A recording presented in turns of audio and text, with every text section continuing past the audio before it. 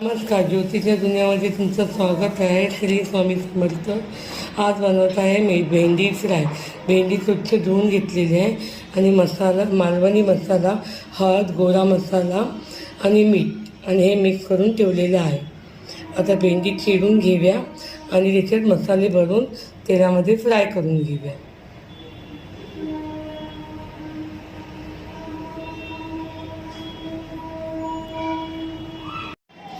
भेंडीमध्ये मसाले भरून घेतलेले आहेत. आता आपण याला तेलामध्ये फ्राय करून घेऊ. मध्ये भेंडी सोडलेली आहे फ्राय करायला. आता याला फ्राय करून घेऊया. छानपैकी फ्राय करून घेऊया.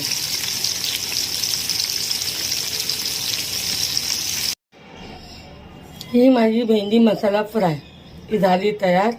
तुम्ही पण करून बघा. श्री स्वामी समर्थ. प्लीज मला सबस्क्राईब करा आणि लाईक करा.